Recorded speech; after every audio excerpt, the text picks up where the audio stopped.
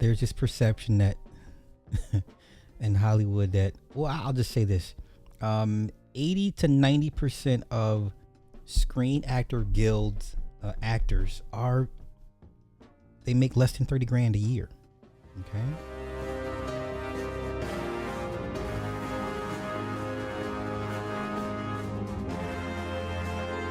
Let me say that again. 80 to 90% of working actors make less than 30 grand a year. Okay.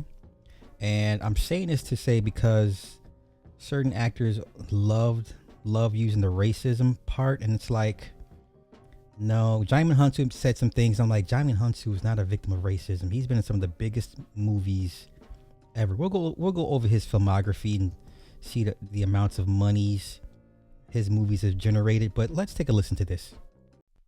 Struggling, trying to make a living. After 30 years in this business. I've been in this business and making films now over 2 decades, and still, with 2 Oscar nominations, many big blockbuster films, and yet I'm still struggling financially to make a living. I'm definitely underpaid. How has Hollywood changed in terms of African representation in what you see since you started out to what's being produced now? I was nominated for a Golden Globe, but they ignored me for the Oscars, talking about... Okay. Like they do most blacks. But okay, come on. The fact that they thought that I just came off the boat and off the streets, even though I successfully did that. They just didn't feel like I was an actor for whom we should pay any respect to. So this conceptual idea of diversity, it still has a long way to go. Really? That's funny because the majority of the black leading roles are going to Africans and Brits. So which diversity is he referring to? Because I would counter that argument, but we'll go over we'll look up and see what we find. But let's continue with the Hollywood is racist trope. Systemic racism don't change like that anytime soon. Growing up, you're one of the first big black actors I saw in big budget films, so it's mind-boggling to me.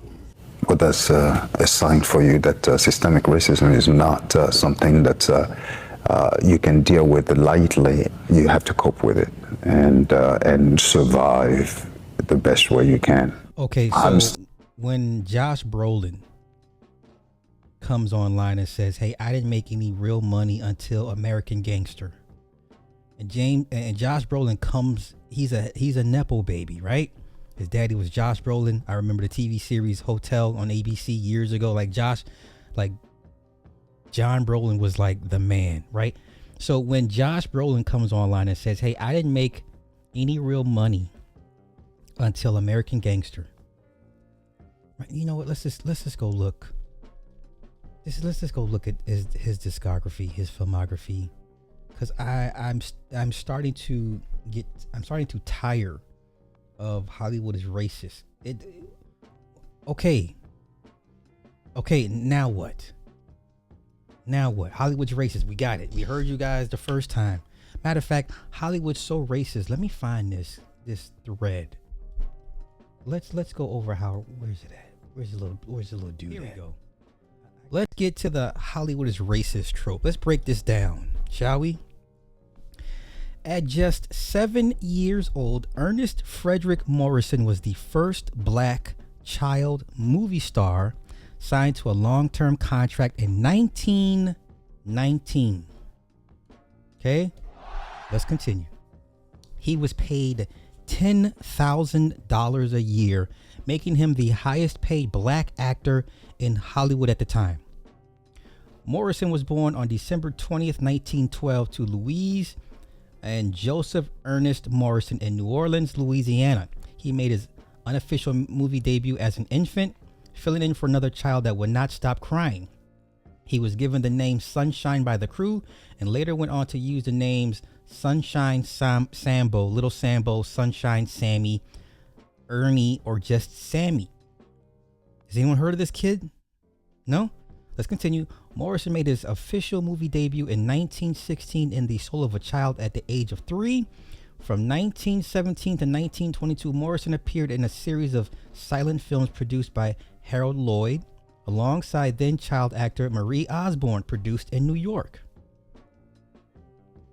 In 1919, Morrison became the first African American actor to be signed to a long-term contract with comedy film producer Hal Roach. Roach created a series called the Sunshine Sammy series just for Morrison in 1921, but only one segment produced was aired. Roach recreated his idea in a series called Hal Roach's Rascals, Our Gang. Uh-oh, it sounds familiar. Morrison made his debut as Booker T. Bacon in the 1922 debut short of the series called One Terrible Day. As the oldest member of the cast, Morrison was paid $10,000 a year, making him the highest paid black actor in Hollywood at the time. He filmed 28 episodes and remained with the show until 1924 when he was 12 years old. Morrison was drafted into the U.S. Army during World War II in 1944, and he often performed as a comedian, singer, dancer for the troops. After his discharge in 1945, Morrison was offered a part in the series The Bowery Boys, but he declined the offer. He accepted a job as a quality control inspector for an aerospace company in Compton, California, and worked there for the next 17 years. After he retired, he again appeared on television in the 1970s in the episode of Good Times and The Jeffersons. Morrison appeared in 145 motion pictures in his career. He was inducted into the Black Filmmakers Hall of Fame in 1987, but only 2 years later died of cancer at the age of 76 on July 24, 1989 in Linwood, California. Okay? We get it. Hollywood is racist. We get it. This is the original Little Rascal. He is the archetype for the Little Rascals. He's their progenitor. Okay? Now, let me get out of here. Let's go look up Djimon Hounsou's filmography. Djimon. Let's look up his filmography.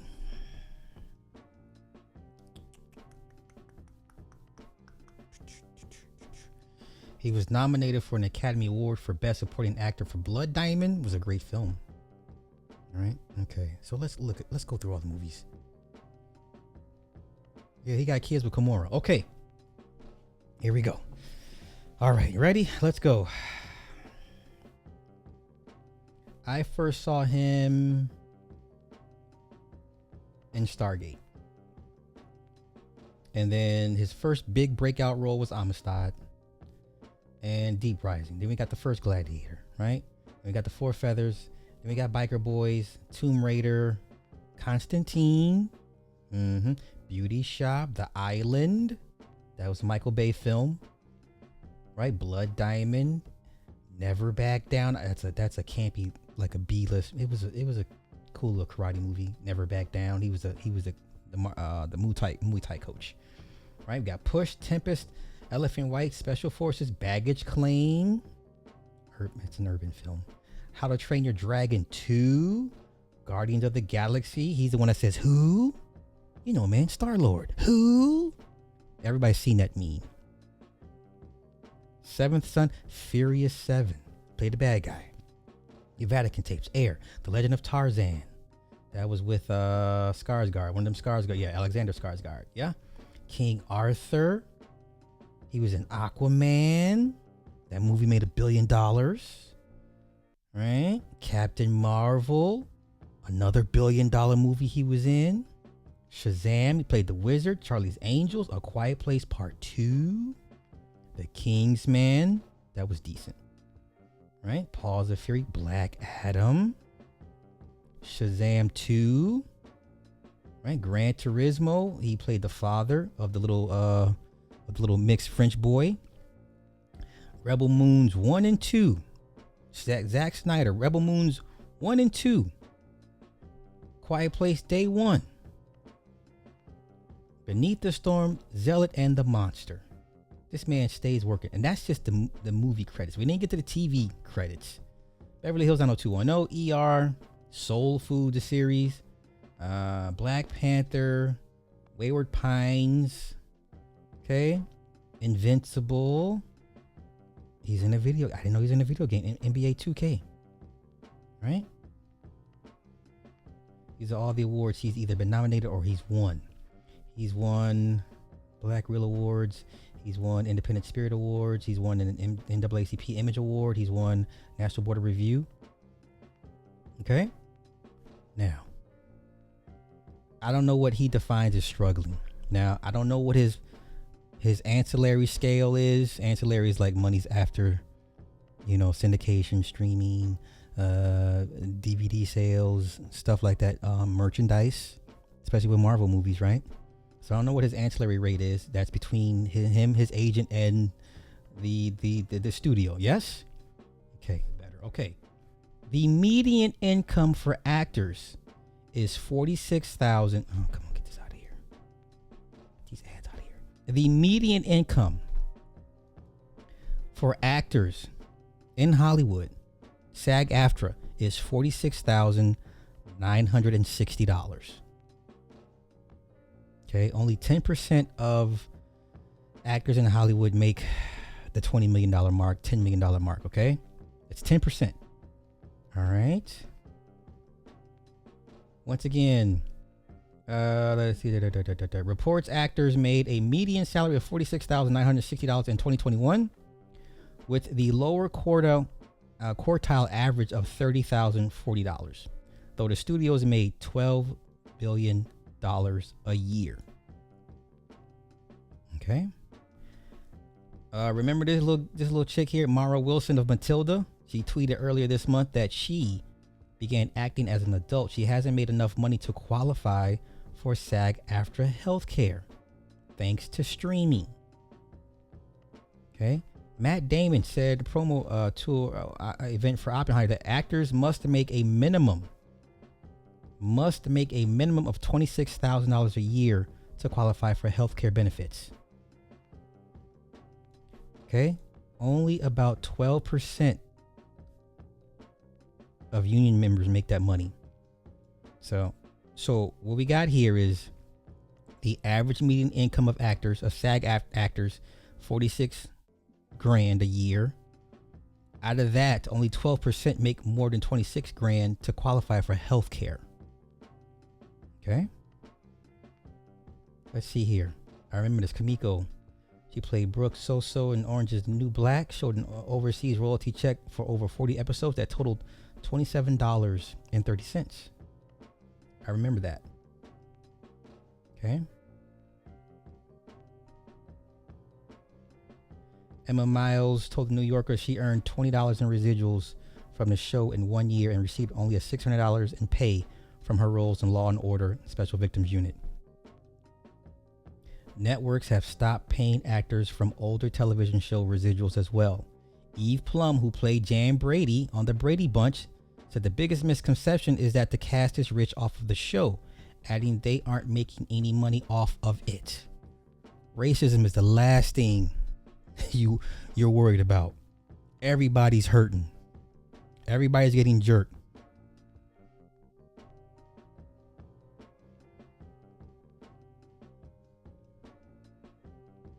Okay.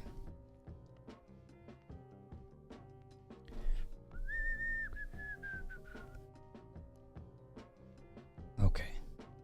Let's see what else. Mandy Moore reveals she's received checks worth 1 cent, though she reportedly makes $250,000 per episode. Okay. Here we go. A study published in Nature Communications looked at the data that discovered only 2% of all actors make a living from the profession, and about 90% are unemployed at any time throughout the year. We don't have time for racism. Okay?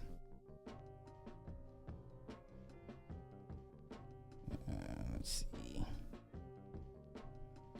Oh, yeah. So I don't want to hear racism at this point. I really don't. 48,500 or less. That's how much Pew Research estimates households have to make to be considered lower income. Because the mean of salary of actors is 46,960, with over 80% making less than 26,000, the majority are considered lower income. Okay? We don't have time for racism. Everybody's getting their asses kicked. Okay? Everybody's getting jerked. All right? Please, I'm so tired of racism at this point. Like, okay, now what? Now what? Okay? The UPS is always hiring.